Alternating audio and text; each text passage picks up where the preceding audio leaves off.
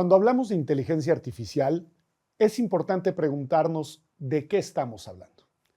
Y quizá la respuesta más fácil, la más obvia, la más evidente, es que estamos hablando de un desarrollo tecnológico que, hay que decirlo, no es nuevo.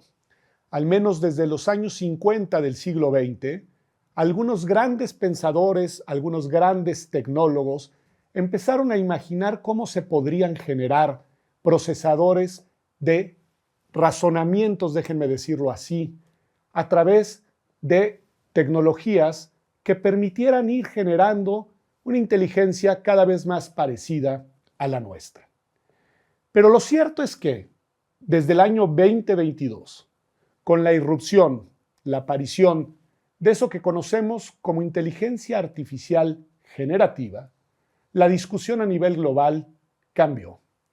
Estos nuevos procesadores que permiten generar en cuestiones de segundos respuestas a las preguntas que les hacemos, que pueden dialogar con nosotros incluso de cuestiones de carácter personal, de nuestro estado de ánimo, de situaciones profesionales, de cuestiones familiares, pero que también a una velocidad ingente empezaron a ser capaces de crear imágenes, de crear sonido, de incluso interactuar con nosotros a través de pantallas visuales, de cámaras que les permiten describir hacia dónde le estamos orientando.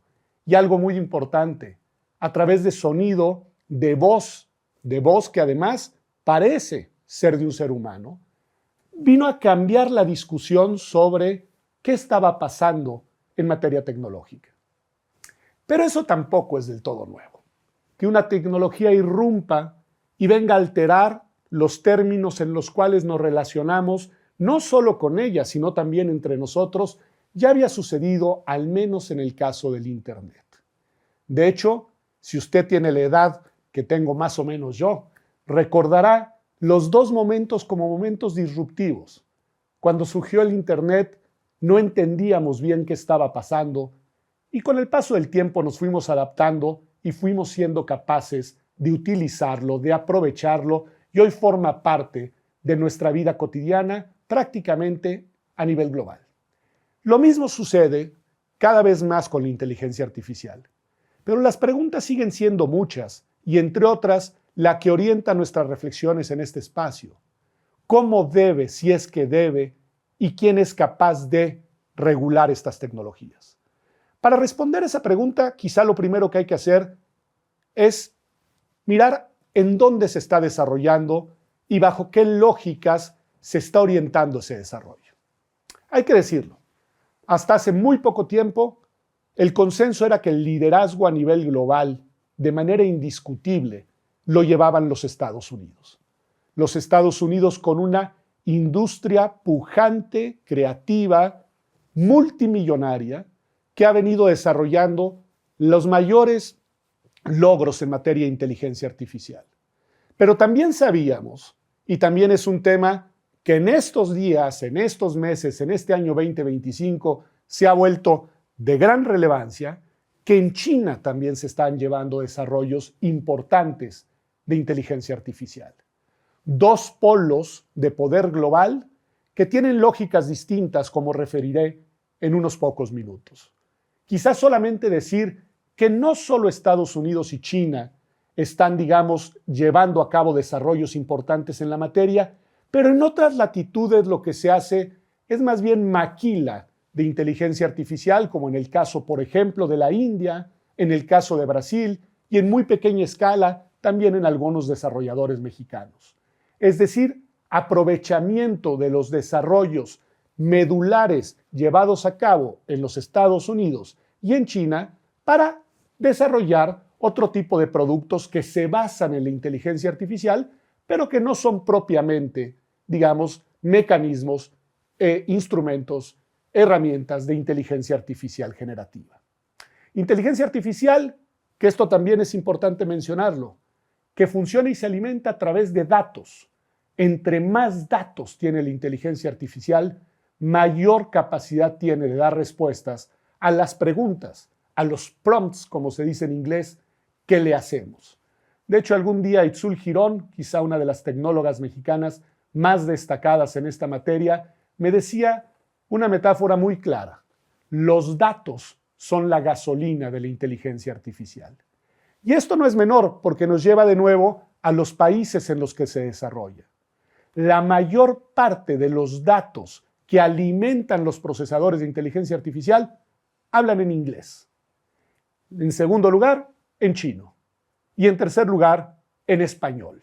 Así que ese también es un dato relevante que te habla de una dimensión geopolítica en la que la variable del poder tiene su relevancia, porque depende de en cuál idioma le preguntas a la herramienta, la precisión y la calidad de la respuesta que obtendrás. Pero decía yo que pensando en el tema regulatorio, hay que mirar también otras latitudes, en concreto la Unión Europea. La Unión Europea no tiene particulares desarrollos propios en materia de inteligencia artificial.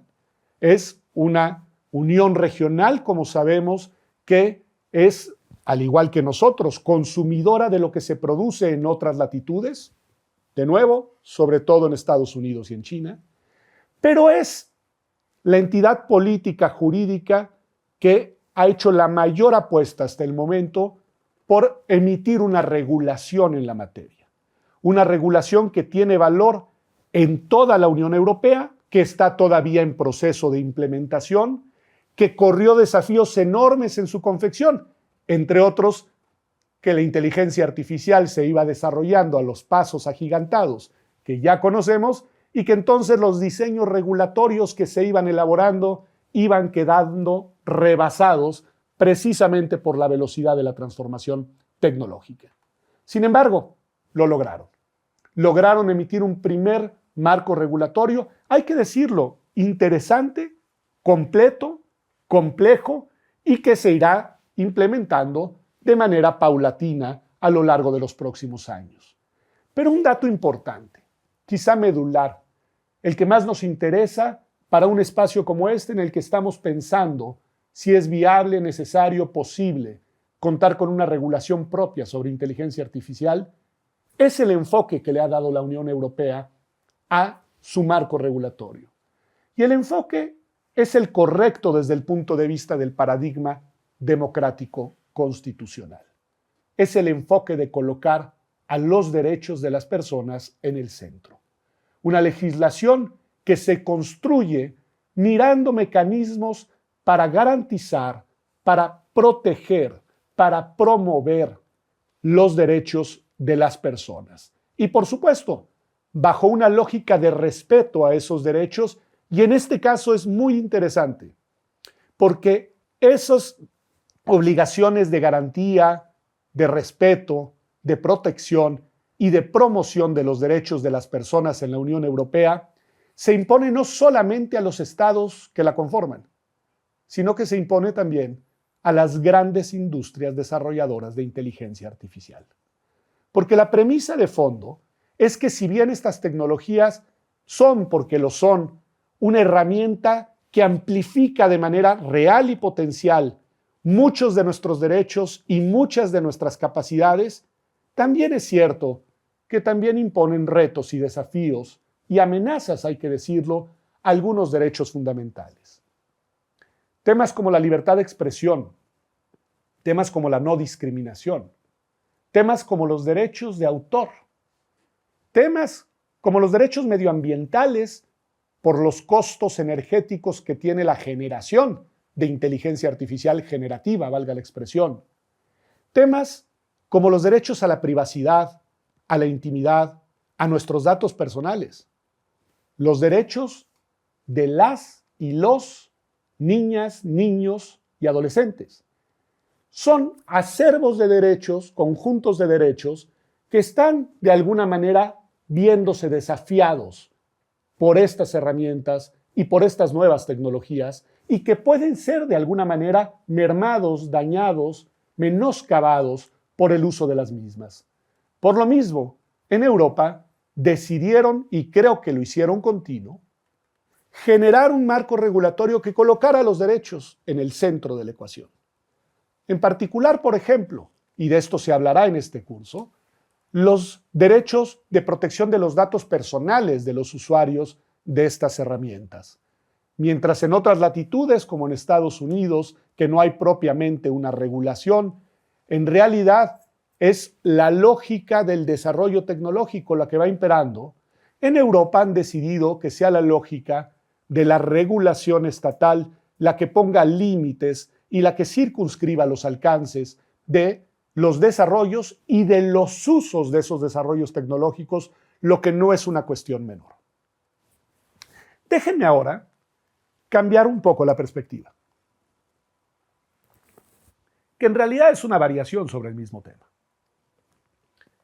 Si nos preguntamos cuáles son los motores principales, cuáles son, déjenme decirlo así, los engranajes que van moviendo estos desarrollos tecnológicos, vamos a encontrar que aquí también las respuestas son geopolíticamente interesantes. En los Estados Unidos de Norteamérica, que como ya he dicho, hasta hace muy poco era indiscutiblemente el país que llevaba el liderazgo a nivel global, la lógica que impera es la lógica del mercado. Es la lógica de la libre competencia. Es la lógica de la inversión de ingentes cantidades de recursos, sobre todo hasta hace muy poco privados, para generar tecnología que genere utilidades, que genere ganancias, que genere negocio. Y esa lógica es la lógica básica y elemental del liberalismo económico. Una lógica en la cual los actores que desarrollan tecnología pueden hacerlo a partir de sus capacidades económicas. De hecho, es sabido que en un cierto momento en el que estaban a punto de emerger los grandes desarrollos que hoy conocemos, el propio gobierno de los Estados Unidos habló con los grandes líderes de la industria tecnológica e hicieron una suerte de acuerdo político, económico, social. Ustedes desarrollen y coloquen a nuestro país en el liderazgo global y nosotros los dejaremos hacer sin un marco regulatorio que lo restrinja.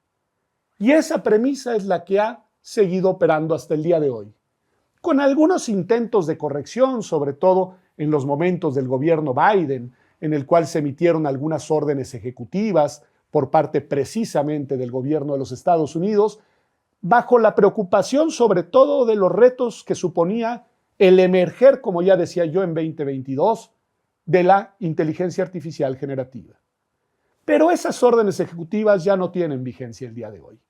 Hoy hay un acuerdo distinto en los Estados Unidos en los que a esa industria privada, ahora el Estado, el gobierno, la está acompañando en una suerte de alianza estratégica porque tienen claro que se trata de una apuesta geopolítica de poder de la máxima relevancia de cara a lo que sigue de este siglo XXI y, como dice nuestro lema, del siglo XXII.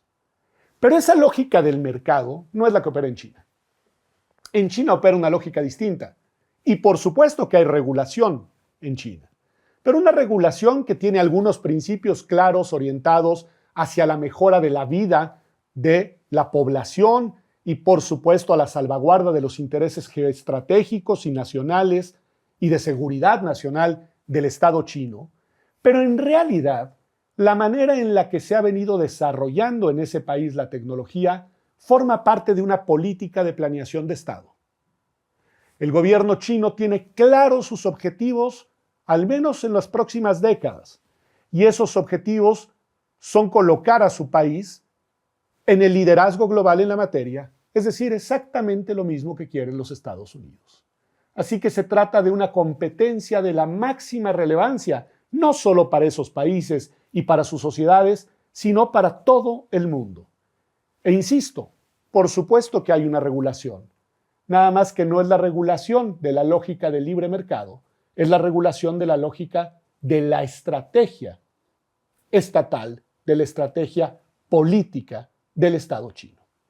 Hemos hablado entonces de dos modelos contrastantes, pero que llevan el liderazgo sin duda global y en los cuales los motores del desarrollo ya son dos los que hemos identificado. Por un lado, la propia industria, su inversión, su estrategia y sus legítimos intereses. Por el otro lado, los estados, los gobiernos que han entendido que se trata de una cuestión crucial para el futuro del mundo en su totalidad. Pero hay un tercer actor, un tercer motor que merece la pena advertir, reconocer y señalar, que es los propios desarrolladores de tecnología, las y los tecnólogos, las personas que crean estas herramientas y que sin duda tienen en su legítimo y genuino interés seguir generando desarrollos nuevos. Para eso están, para eso se formaron. Ahí está su vocación creativa. Y en ese sentido son un tercer motor fundamental que interactúa con los otros dos, por supuesto, con la industria y con el Estado, pero que también tiene energía, lógica, propósitos y ambiciones propias. Esos tres grandes motores, me parece, son los que orientan los grandes desafíos globales en las décadas venideras. Ahora bien, si usted me pregunta, y no tengo una respuesta concluyente, si es posible regular a nivel local un fenómeno que se desarrolla a nivel global, lo único que alcanzo a decirles es que ese es el máximo desafío que tienen los estados hoy frente a este tema. Y que quizá lo que hay que hacer, como nos ha enseñado Alejandro Pisanti, quien ha sido además uno de los grandes expertos en Internet en México, lo que hay que hacer es imaginar esquemas de gobernanza de un fenómeno de tal complejidad como este que no puede ser regulado y acotado con marcos normativos precisos, generales y limitados, sino que debe de ser gestionado a través de equilibrios, a través de respuestas a dilemas y a problemas concretos, que debe de ser gestionado con una lógica de gobernanza en la cual, como ya decíamos, mencionando el caso de la Unión Europea, los derechos de las personas estén en el centro. Y si optamos por esa lógica de gobernanza, la baraja de actores implicados, desde mi perspectiva, se amplía. No solamente se requiere una participación de los gobiernos y en sentido amplio de los estados, de los legisladores, de las personas juzgadoras, de la administración pública de cada país, sino que también se requiere esa alianza con la industria, que no puede quedar fuera de una lógica de gobernanza conjunta, porque como ya hemos dicho, son quienes desarrollan o maquilan las herramientas de inteligencia artificial. Por supuesto, las personas técnicas que desarrollan deben de ser escuchadas y deben de formar parte de esta alianza estratégica. Pero hay otros actores más. La sociedad civil organizada, las comunidades, los pueblos, las personas de a pie, que son las usuarias, las destinatarias de una tecnología que potencia sus derechos, pero que, como hemos dicho, al mismo tiempo los desafía, los reta y probablemente los amenaza. Escuchar qué está pasando en la sociedad se vuelve una variable fundamental para lograr esquemas de gobernanza de una tecnología tan compleja como esta. Y por supuesto, la academia, las universidades, los centros de pensamiento desde los cuales también se han generado desarrollos muy importantes, pero también se generan las ideas que ayudan a orientar las creaciones humanas de la mejor manera, bajo una lógica de derechos, pero también bajo una lógica de conocimiento, de saber y, por supuesto, de ética, una lógica en la que la axiología se vuelve fundamental. Así que tiene usted que se trata de un reto complejo, importante, desafiante y en el que todas las personas tenemos algo que decir.